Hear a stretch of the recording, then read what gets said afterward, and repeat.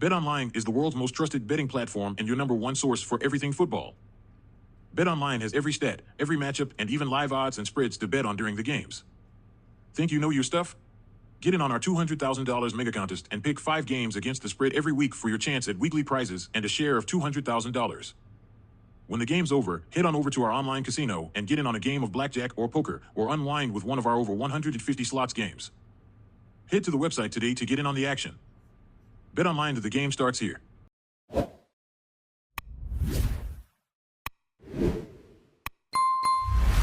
Welcome back to another episode of the Bleed Los podcast, a weekly rewind edition as we are recapping the final week of the 2024 regular season as the Dodgers... Game 162 edition. Yes. There you go.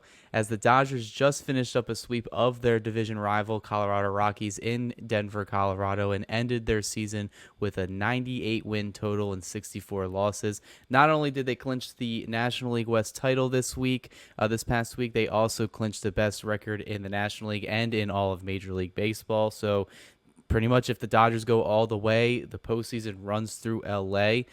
Joining me today, again, a frequent visitor on this segment of the Weekly Rewind, Steve Webb from Dodgers Beat, the lead editor there. We have a lot to talk about, Steve, especially, got a 5-day layoff while we're recording this on Sunday night before the NLDS gets. But how are you feeling about, the way the team played this week and outlook for October?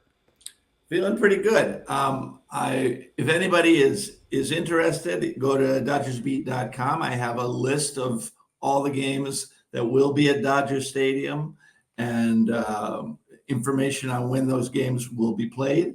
Since Dodgers have home field during the entire run because they got a little help from the Nats beating the Yankees yesterday, that they'll be pretty much, home free with it was the Nats beat the Phillies, right? That was somebody else beat the Yankees. Pirates beat New York and Philadelphia. Yeah, Pirates beat New York, and the Nats beat the Phillies. So it's first seed all the way through. So that means you can really plan your ticket buying purchases because all of the games that we know which games will be at Dodger Stadium. We don't know if they're going to play in those games, but we know which games would be at Dodger Stadium if they played. Yeah. So check that out and start making your ticket purchases. Yeah, it's an exciting time. I love this time of the year. We go through the grind of 162 game season, including, not even including spring training to that, and all the work that, you've done, I've done, and the rest of the staff, whether it's on this page, on the YouTube channel, or on social media in general. It's a lot to cover, and it's kind of, now we're in the home stretch now where we don't, we know we're guaranteed at least 3 more games right now in the NLDS, and we'll see what happens and we go from there. But we'll definitely get back into the postseason. Maybe we should move to football, man. Well, 1 game a week, that sounds pretty enticing, doesn't it? Yeah, they have the easier gig over there. 1 day a week. The injury reports are a lot more straightforward than whatever the back and forth conversations it was with Dave Roberts this year, where you kind of thought you were in the Da Vinci Code, kind of deciphering his hidden messages. But yeah, it's been a ride this season. Let's just get straight into it. They wrapped up the series sweep over the Rockies. They finished with 98 wins on the season. They take 2 of 3 from San Diego to clinch the division. Going back to the beginning of the season, we thought that this team was going to cakewalk to another division title. We thought they were going to, run away with the National League. The team on paper was probably one of the best that we've seen, put together in this 12-year stretch going back to 2013. However, it was really tight. It was down to the wire. There was a time where sometime last week after that triple play against the Padres where we were saying, hey, we may lose this division and we may have to play that wild card round. Our starting rotation's hurt and we want to have that bye. I know a lot of people complained last year about the layoff was bad for the teams, but if there was a year that a specific team needed it, it was this Dodgers team this season, just because of everything they dealt with. Going back to, what we talked about the year, were you surprised that it came down pretty much to the final 6 games of the season for the Dodgers to wrap up, the seeding, the clinching, and then, getting the best record in the league? Well, I think I was surprised that San Diego had that big of a run in them. I mean, it was going sort of according to plan until about the middle of August, wasn't it? And then out of nowhere, San Diego, made some shrewd moves at the deadline and just found another gear. And they ended up being, I think, 2 or 3 games ahead of what the Dodgers' pace was, because the Dodgers did not play poorly during the last half of the season. They played well. I think they were the second or the third best record in baseball since the All-Star break. So it's not like they played badly, but I was surprised that San Diego had that big of a run in them. To be honest, I knew San Diego was a good team, but I figured they would be sort of a middle of the pack kind of second wild card kind of team this year. So I didn't expect them to win the division, and they didn't. But there was a lot of pratfalls along the way that caused the Dodgers to stumble a little bit. And I mean, that little stretch in July right before the All-Star break was brutal, and that sort of allowed the Padres to kind of poke their head up out of the hole and make a run at us.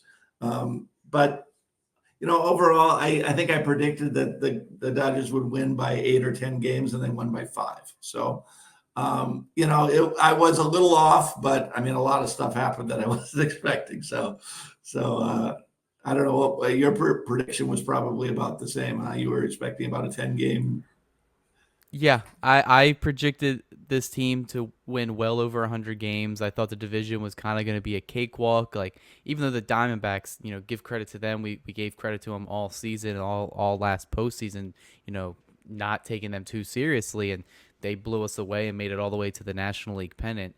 But yeah, even the Dodgers they won 100 games last year and almost had, they had like a 14, 15 game lead over Arizona. And coming into this season, they improved. The Padres, we kind of thought they were an afterthought, and both those teams kind of, were really putting the pressure on the Dodgers, which, it's something that I stated that's probably a good thing for LA. It's been a while since they've had meaningful games this late into the season, especially even with all the injuries they've had this year. And I know it's cliche to say, hey, well, injuries were a huge reason why, my preseason total just didn't work out. But for the team like the Dodgers, who had over 25 players placed on the IL this year, lost over almost 2,500 in total days missed on the IL, more than the Atlanta Braves, who have kind of been the Cinderella story about dealing with injuries and all the impactful players that they've lost this season. Dodgers were right up there with the amount of loss that they've had this year. So to even finish with 98 wins, to finish with the best record in the NL and the Major League Baseball, I mean, I was shocked by that as the season progressed. But at the beginning of the season, I said, hey, if everything goes well, this team has a chance to, blow by 100 wins, maybe 105, maybe 110. And Right. you were right, right on to the middle of the summer when everything was clicking, everything was good. They were on pace to win 100 or more games, and then we saw the injuries start to, pile up, and the Dodgers still ended up, correcting course after a bad stretch in July and early August, and maintained pretty good pace with the Padres and the Diamondbacks. I think the top 3 records in baseball from the second half and on were, I think it was San Diego, LA, and Arizona. And, the Dodgers held off their 2 divisional opponents, and now they go into October comfortably with a couple of days off. Yeah. What's surprising to me, and as we're recording this, Arizona's on the outside looking in. I'm a little stunned that Arizona kind of stumbled at the end here. I mean, they were playing such good baseball, and I mean, the Dodgers went in Phoenix and punched him in the mouth like around Labor Day weekend, right?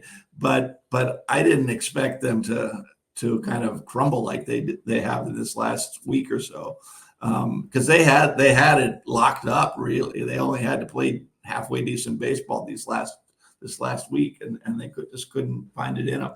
And they won today. And their offense was probably the best in baseball for the second half of the season, and they just I'm very surprised that they dropped 2 or 3 this week to San Diego, who San Diego had pretty much no incentive to play these games, especially after they won the first game of the Yeah, series. on They Friday. clinched the top wild card seed, so they could have just rested their starters. I mean, even the B team that went yesterday and today gave them a good fight, but San Diego ended up losing today's Sunday's game. But yeah, I'm surprised that they're still kind of on the outside looking in. They need a lot of things to go right. I Yeah, think tomorrow they need, or by the time this episode's out, the Mets or the Braves need to go yeah, 0 and 2. they need a sweep from somebody. Yeah. Yeah, if there's a split, they're out. Yep. So We'll, it'll be we'll interesting to see what see happens. what happens. I can't remember off the top of my head the last time that both World Series teams from the year before missed the playoffs. It's common to see one or the other miss, but I can't remember when both just missed immediately the next year. Well, it'll be interesting to see what the two managers do on Monday, because I could see both managers kind of saying, nudge nudge. If you win the first one, we'll let us win the second one, or we're both in, right? Because Yeah. really the only way that one of them could go home is if somebody sweeps, and we'll see what happens. Because if I win the first game, there's no way I'm extending. I'm not going to pitch Chris Sale in the last Yeah. game of the year, right? I'm saving Chris Sale for Tuesday, right? But maybe they'll have to pitch Sale on in the first game of the doubleheader. I don't know. We'll see. Yeah, it is interesting because, like you said, only one team needs to win. Their magic number for both the Mets and the Braves is one game. So, if someone wins one, then they're done. They're clinched. Their seed is already guaranteed. But do you want that division rivalry, between the Braves and the Mets to say, hey, Right. we don't want this team to make the playoffs at all? That's right. It's I going to mean, be an interesting there's scenario. not a lot of warm feelings between those two teams. So Yeah, so we'll see what happens. The Dodgers are going to have to keep their eye on that series and the eventual wild card matchup with the Padres and whoever they're facing. As it stands right now, they would be facing the winner of the Padres or the Braves, but like we said with this doubleheader, it is subject to change. And, all of those teams, they can pose threats to the Dodgers. I think the story, the Hollywood ending, is lining up for the Dodgers if they're going to prevail in that first round to get revenge on somebody. Whether you're avenging 2015 against the Mets or you're avenging 2022 against the Padres or 2021 against the Braves, you take your pick. All three teams have been playing there's really plenty good in of the second revenge half. to be had. Yeah. So, We'll wait for but the Astros in the World Series too. yeah, but let's look at this Colorado series. The Dodgers really had no incentives, especially after the first game, to kind of play all their starters to win all three of these games.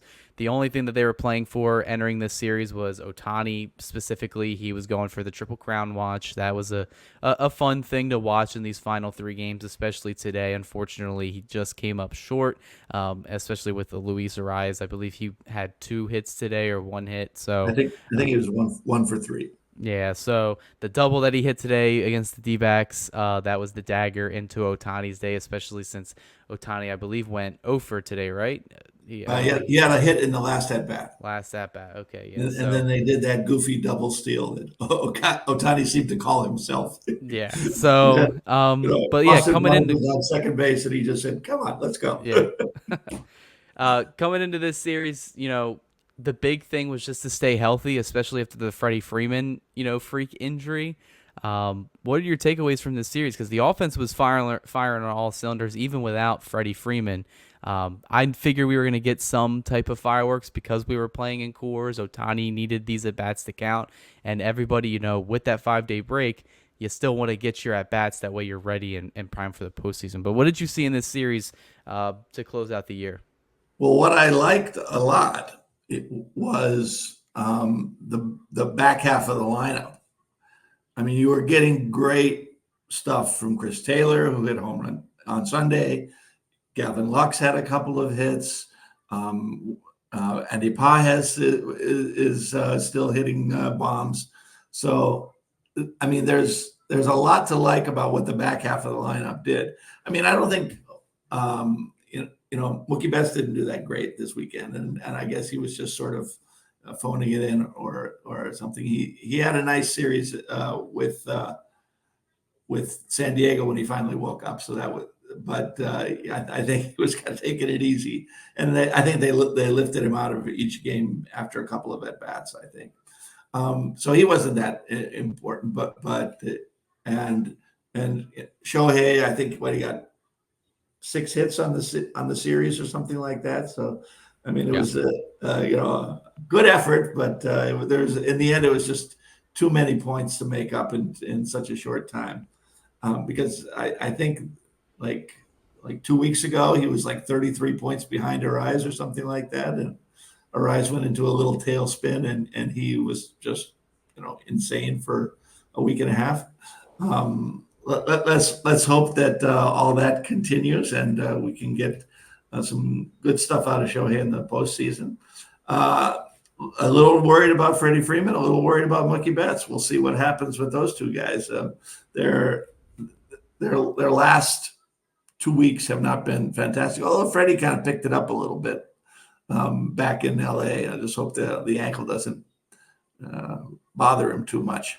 Yeah, the ankle is definitely going to be something they're keeping an eye on. Dave Roberts today, yesterday, the day before, Andrew Freeman, they all said, there's no damage, there's no broken ankle or anything, just a light sprain, and he should be ready to come back in Game 1 of the NLDS.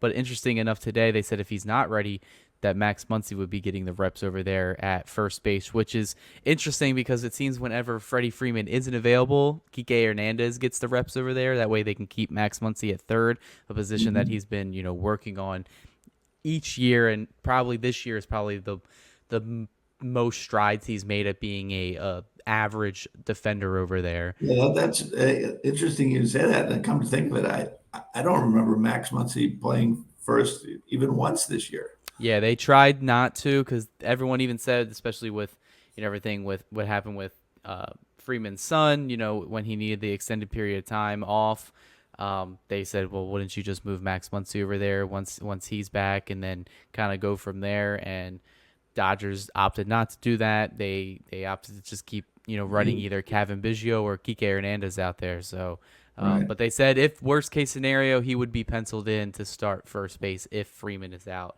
I'm holding faith, but the way they've communicated injuries this entire season, I'm kind of going to wait until I actually see Freeman playing the position on Saturday. Yeah, wait for that. But other than that, you mentioned Ohtani. He kept the pace going, in Colorado. I feel like we all knew that was going to happen, especially at a hitter's park, with a lot of goals, personal goals at within reach, the Triple Crown. It would have been the first Triple Crown in the National League in over 80 years.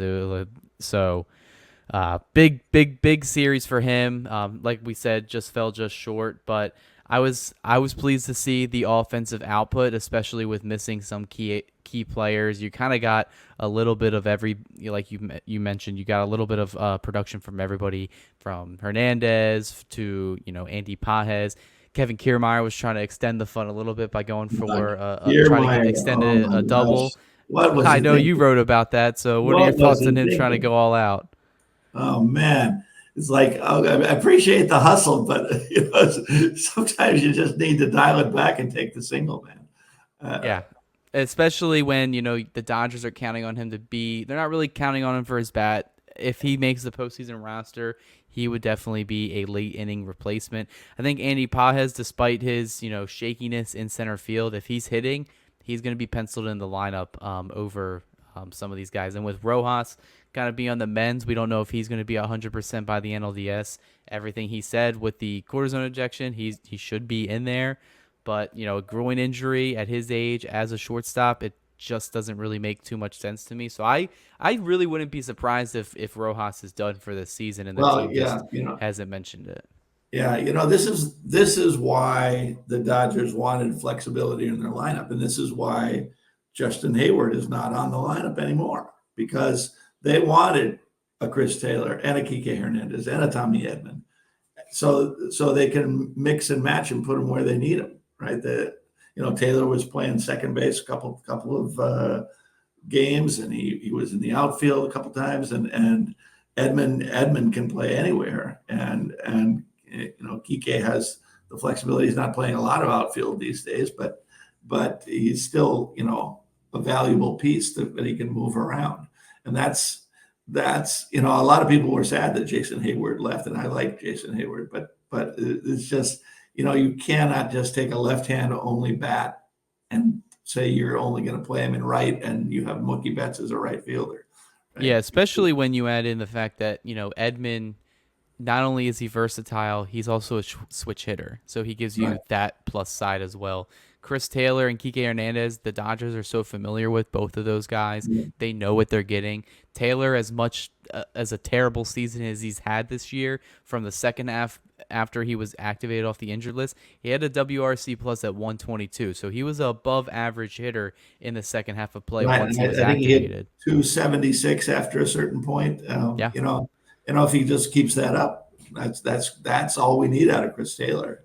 Yeah, and then Tommy Edman, the fact that if say Rojas can't play, he can play shortstop defensively. That's his second best positions. It goes second base and then shortstop in terms of defensive runs saved. So the Dodgers, Rojas had a career year, but if he is done, I wouldn't want Rojas playing through an injury like that, because I just feel like it would, affect his level of play like tremendously. So it'll be interesting to see in the coming days, especially when the team starts to break out for their individual workouts, especially gearing up for the series later this week, to seeing who is potentially on the roster, because I feel like we're going to get. And I wouldn't be surprised. I wouldn't be surprised if there was some shuffling series to series, assuming that they get past the NLDS, that maybe somebody who's getting a little more rest and doing a little more healing in the NDLS will end up activated for the NLCS. So we'll see how they play it. Yeah, but all in all, the Dodgers, they take a 5-game win streak into October. We mentioned, this Rocky series, a series sweep offensive, came through. The interesting thing heading into this postseason that we'll kind of touch on a little bit later is the pitching. Yamamoto, he made his final start before the postseason begins. Dave Roberts already announced how the rotation will be formed. They didn't say in what order, but Yamamoto, Jack Flaherty, Landon Knack, and Walker Buehler are all in the fold. They haven't announced who's going to take the ball in game one. I imagine it'll be Flaherty. Just go with your sure bet arm that can go deep into games, but I wouldn't be surprised if it's Yamamoto.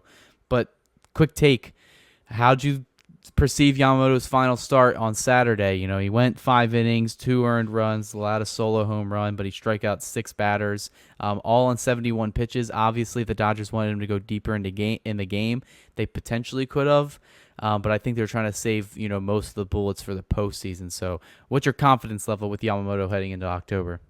Pretty good. I mean, his start before this was a bit of a clunker, but he had 2 real sharp starts coming out of the gate, and then Colorado start. He shouldn't have had a run charged against him in that first inning, because he totally struck out Charlie Blackmon, and maybe it was a going away present from the umpire that he got a ball on that pitch, because Blackmon ends up getting a hit and scoring on a triple that also could have been caught. I think Mookie could have tracked that ball a little bit better, and so that first run was hardly a run at all. And Ezekiel Tovar just sort of, owns him at this point. He's been, just like a Babe Ruth against Yamamoto. So if you take those 2 things out, then you've got a shutout from 5 shutout innings. So I like what I saw from Yamamoto. I'm not 100% confident that he's totally locked in, because the control seemed to come in and out at times, and there were a couple of command issues and more walks than probably he would like, and even where when he didn't walk somebody, you could see that his command was not quite what he wanted it to be. Like when he's on, it's just like every Will Smith doesn't even have to move the glove, right? And it was not that in Colorado, but for being in Colorado, it was a good start, and hopefully you can get a little more work in next week and be ready to go on. I guess it would be Sunday. Yeah, so like I said, I'm probably penciling him as game 1 or game 2 in the NLDS. It's really just depending on how the Dodgers view their starting rotation, because even with Landon Knack today, who got the bulk of innings, they view their bullpen as potentially being a huge factor going forward. We Right. could see a bullpen game. Yamamoto isn't built up to go 6, 7, 8 innings. We don't know Well, how yeah, his body. which might be an argument for him to pitch game 1. You'd have, a full slate of fresh relievers, and you get Yamamoto take it into the 5th, and then you just bring in the big guns right off the bat if you're in a position to win it.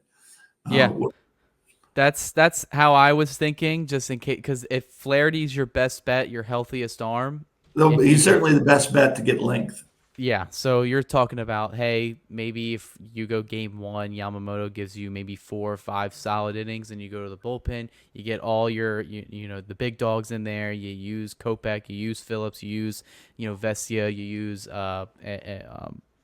if Bruce Dargradol's back, you put him in there, or if Blake Trinan is another arm that they want to depend on. And then the next game, you hope Flaherty gives you one of his better starts, going 6, 7 plus innings, and then you get the day off, and then your And then, bullpen yeah, and pitching should be reset. retool the whole thing. Yeah.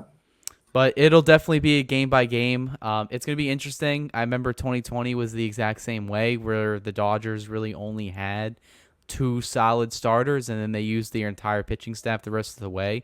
That season it was just Kershaw and Buehler, and then they kind of just figured things out game by game when those guys weren't starting. So, but yeah, let's kind of recap this season. Obviously, game 162 ended. The regular season's done. We got the 5-day break. A lot of players contributed this season, and I think the one that we can probably agree on that is the team MVP is Shohei Ohtani. Everything that he did this year, were you surprised, especially his first year in Dodger Blue, rehabbing from Tommy John, only being a DH this year? Were you surprised the stat line that he put up this year, especially down the stretch, where he stole, I believe, 37 bases in the second half of the season? He only got caught, I think, 4 times this year, which is just amazing. But how surprised were you with his first season? Yeah, I don't know if the word surprise is what I would use. I was in awe sometimes, but I like that the guy is one of the top 10 ball players in MLB history. So you kind of know that going in. So you're expecting something good out of him, but you just don't know the level of how good it's going to be. And I mean, he brought the kitchen sink with him, because there's really nothing that even the one little chink in his armor, which was hitting with runners in scoring position early in the season. He just decided, okay, well, I'll hit 12 out of 13 with runners in scoring position my last week. And I think now his average is up to like 270. He bumped it up. Yeah, he bumped it up. He was Yeah. hitting, I think, low 200s, like 210. And then Yeah. after this stretch of games, he's at a respectable, I think it was 283 before today's game. So, Yeah. So even really good. even that stat came out in the wash by the end. So really, there's one of the Dodgers Facebook groups I've been following. There's this guy who's bitter and sad, like many people on Dodgers Facebook groups are, and at the beginning of the season, he had this big post, $700 million bust.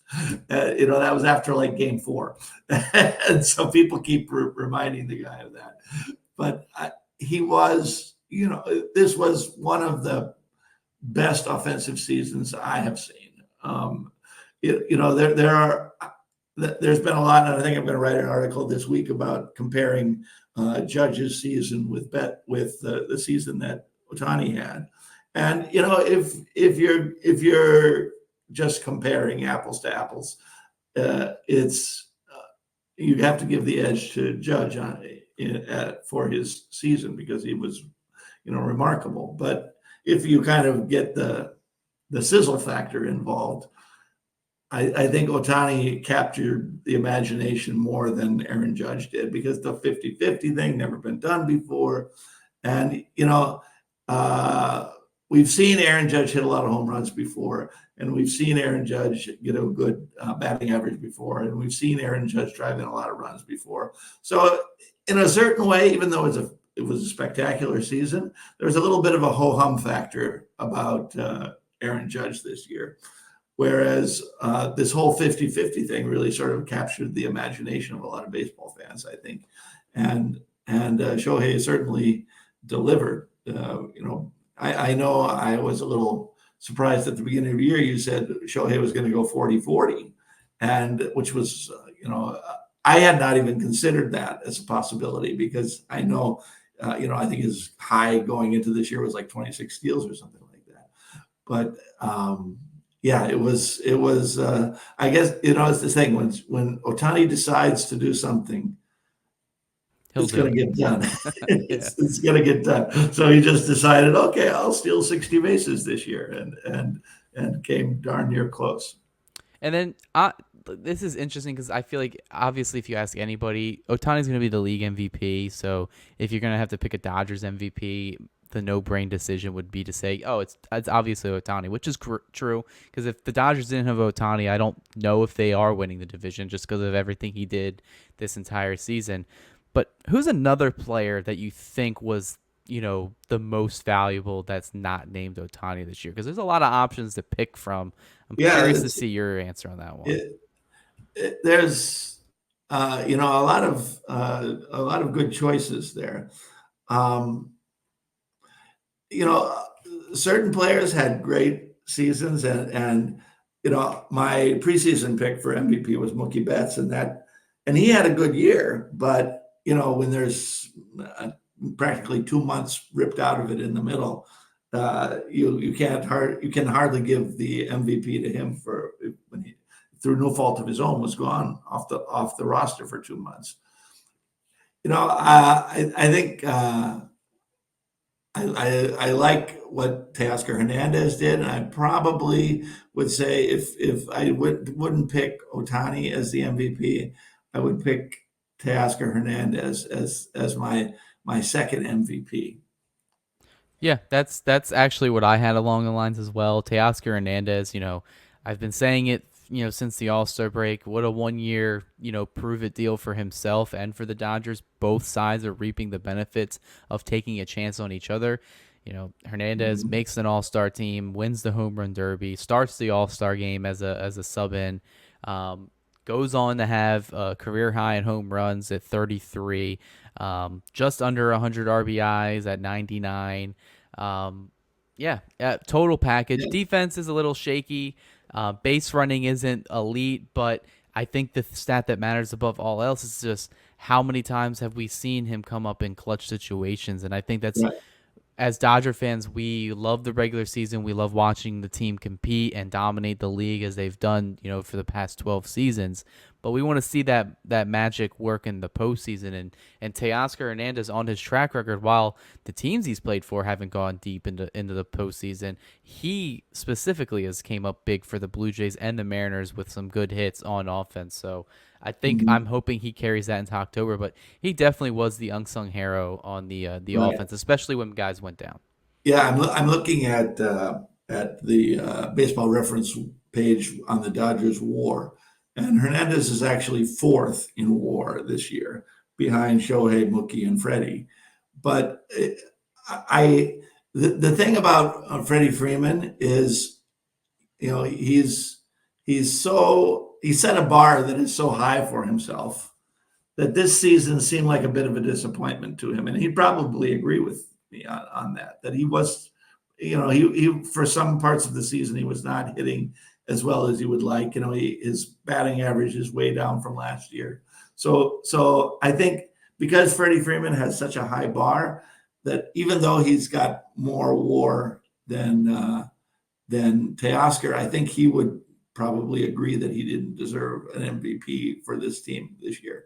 And then Mookie, who was, great, is a little bit above Freddie. It's like Freddie's, they have Mookie at 4.8, Freddie at 4.7, Teoscar at 4.4. But Mookie and Freddie are just such dynamic players that I think that they would both agree that Mookie would say, "Well, I wasn't in the lineup for 2 months. How could I be the MVP?" And Freddie would say, "This is not my best season. Yeah. How could I be the MVP?" So I think as far as the season versus the expectation, I think Teoscar would win the MVP for that, and certainly the most improvement over last year. They really, kind of hit the jackpot with signing him. Yeah, and then just quickly before we move on to the postseason talk that we're dying to talk about, pitching. Pitching was a big issue this season in back-to-back years due to health, and the Dodgers coming into the home stretch of the season, they lose Gavin Stone, they lose Tyler Glasnow. Yamamoto missed 2.5 months on the IL with a shoulder injury. They got a couple rookies that are in the rotation. They got a guy who's trying to come back from his second Tommy John, who's been up and down all season, in Walker Buehler. Kershaw's kind of in limbo. I don't expect him to come make an appearance at all this postseason, which, to some fans that may be a blessing in disguise. But for the pitching this season, I think there's a clear number one answer. Who was the most valuable arm that the Dodgers had this year? Now, I like the way you phrased that question, the most valuable arm that they had, because I think the best pitcher that they had was Glasnow. He was, dynamic on the mound. But I think the most valuable arm that they had was Gavin Stone. I think without Gavin Stone, this rotation would be in a world of hurt. And we had, little moments of other young pitchers doing well. Like, we had that little River Ryan boom in the middle of the season that ended so tragically. And then we had Landon Knack come on at the end and do, fairly decently. But from opening day to almost the last day of the year, who was posting every fifth day was Gavin Stone. So I would have to say Stoney would get my MVP pitcher award. Yeah, that's along the lines I went with as well. And there was social media accounts on Twitter pretty much posing that same question, and I said, well, if you ask me who the best pitcher was on the staff, it was definitely Glasnow, and despite, him getting injured, he still set a career high in innings, strikeouts, quality starts, games started. Like, he had a very good season. It just got, interrupted by another unfortunate elbow injury where now the Dodgers, we're focused on the postseason right now, but once that's over, I'm going to be praying that this guy just doesn't need to get surgery again, because I would hate to have him, miss all of or most of 2025. But he had the sexy numbers, but Gavin Stone was just the guy. You knew he was a dependable arm. He took every turn in the rotation all the way into the last month of the season. And then even with after that, having a really good, second stint in the big leagues, even though he was still technically a rookie, he had a really good season, and he was the dependable arm that the Dodgers could count on to start every fifth day. And to have that, even Kershaw said in the post-game celebration once they clinched the division, he said, he told Stone, he said, you got to enjoy this because we wouldn't be here without you, even though he can't help the team out from, September and October. So I think that's why I said it's a no-brain answer there, where you can't really argue against saying Stone is the most valuable pitcher on the team. And it's a massive hole to not have him and Glasnow moving forward. Absolutely. But, good segue to kind of get into our last topic here, and that's the postseason, where we won't really get too much into it because that's kind of going to be for later this week, especially whether, we talk about it, on the podcast or if we write about it on DodgersBeat.com. And that's kind of going into the postseason, what our expectations are. Once we have a clearer picture of who the team will be facing, that's when we can kind of start over analyzing everything, kind of going into the numbers, who's going to make the roster, whose arms are going to be opposing them. But there's a couple answers that you could give to go around saying what makes this team different compared to last year. Because I feel like we weren't overly confident heading into the postseason last year. We saw the same situation with the starting rotation, and then we saw how it blew up in their face in those 3 games, especially, the starting pitching just couldn't get it done. Least, yeah. Yeah, and coming into this season, where are your confidence levels at, going into the, the first round of the playoffs? And is there any issues with the team that you think are going to bite them if they do have another early exit? Well, the rotation is what it is, I guess, and as they say, you go into war with the army you have, right? And this is the army we have. And I feel better about it than I did last year because, depending on Lance Lynn as a game 2 starter is a rough bargain to make with anybody, right? I feel better that I mean Flaherty has had a quality year. Although it was interrupted by injury, Yamamoto has had a quality year, and Walker Buehler has shown flashes of his old self. So that I'd say is an improvement over last year. And Landon Knack has had some moments as well. So and hopefully we get to Landon Knack at some point in the postseason, and he'll give us a chance to show what he's got. But I don't think we're going to get swept. I'll say that. I'm celebrating that. I can't deal with another sweep. Yeah, I cannot deal with one of those. And I think, I feel like we'll see a lot. We'll know a lot after game 2. If we're up 2-0 after the second game at Dodger Stadium, I'll feel very good about the rest of the series. If it's 1-1 or God forbid 0-2, I think we're in kind of trouble. You've already alluded to it where the rotation's obviously the scapegoat answer, but I think looking at it, you got 3 dependable starters who have kind of been in the league. Yamamoto has pitched big games in the MPB. We'll see how that translates over here. Everybody I've talked to that's, that covered Yamamoto extensively, they think he'll be fine. Jack Flaherty, he's been in the league for a while now, since 2018. So I can depend on him to give us some innings, especially after the years that the season he had this year. And then Walker Buehler, the season wasn't good. Had an ERA over 5, but the games where they needed him to pitch big, he did what we expected him to do. He pitched really good against the Braves when they were kind of reeling and they needed a win on Sunday Night Baseball. And then he clinched the division over the San Diego Padres, probably pitching his best start of the year, even though he only had, I think, 1 strikeout that game. You got to adapt and find different ways to win. But I'll say the pitching is the easy answer to pick, and that's what every other media outlet is going to say is going to be pitching, pitching, pitching. My biggest Achilles heel for this team, and it's the same thing every year until I see them prove me wrong, is their offense. Time and time again, we see the superstars just go silent. Last year, it was kind of amplified to 11, where Betts and Freeman went a combined 1 for 21, were pretty much non-existent the entire series.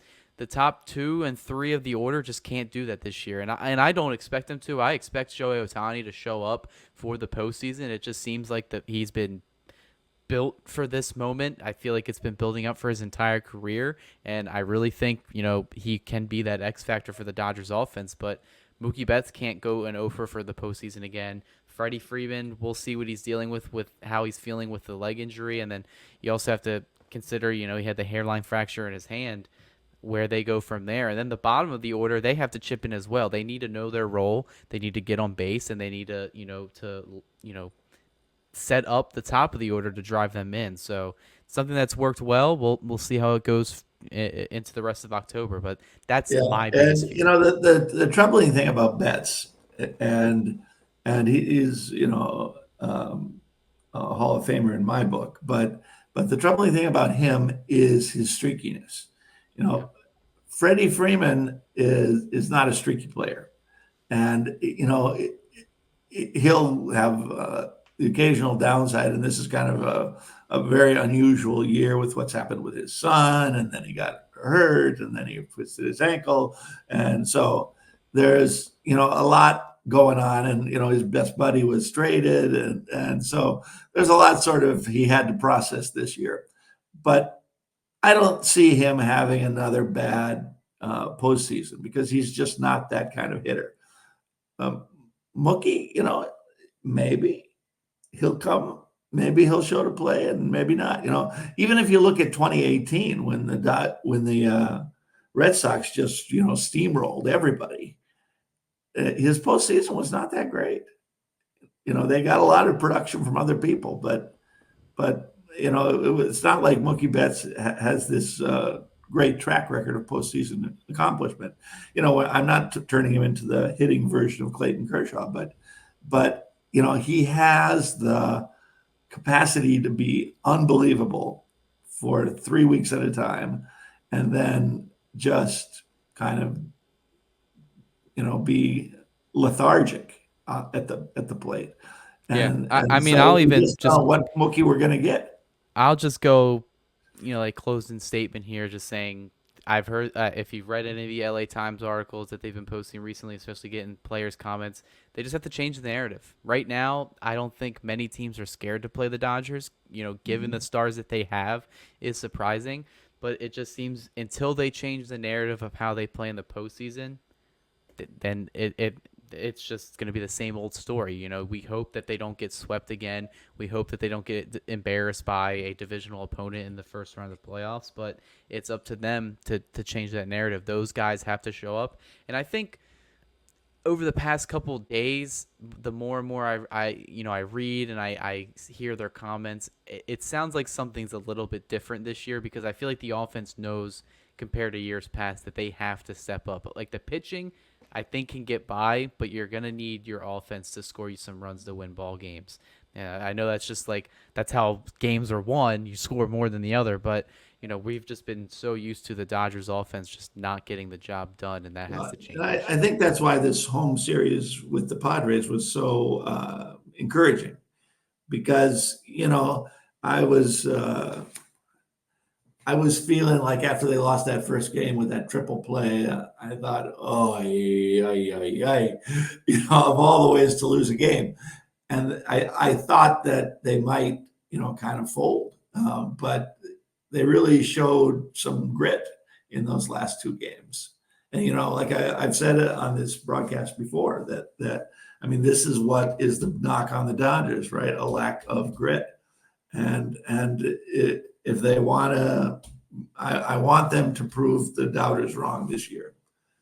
Yeah, I agree with that. I want that more than anybody. I know we all want that, just so we can finally see a full season championship, and it's not discrediting 2020. It just makes me hungrier for another World Series. But any other closing comments you wanna go on before we end this episode here? Is there anything you want to plug from the Well, website? just I know you've been really busy. yeah, we've got a lot of content that we're putting up. Articles upon articles every day. Every aspect of this postseason push will be covered at DodgersBeat.com. Everybody check it out. I think there's a lot of good stuff there, a lot of nuggets that perhaps you hadn't considered, and I really commend it to you. And Cody writes the stuff. He has a series preview every week. He's got weekly notes that he puts, and then I do stuff. And we've got other contributors as well. So yeah, check out DodgersBeat.com, and we'll see you hopefully celebrating some win. Well, maybe not next week. We'll have to celebrate wins after that, right? Yeah, we'll definitely keep an eye on the doubleheader that will be taking place on Monday. We'll definitely keep an eye on that 3-game wild card series, and we'll get ready for some preview articles and preview episodes here on the channel. So you're going to want to make sure that you subscribe, Coming soon, follow coming us on soon, all of them. Yeah.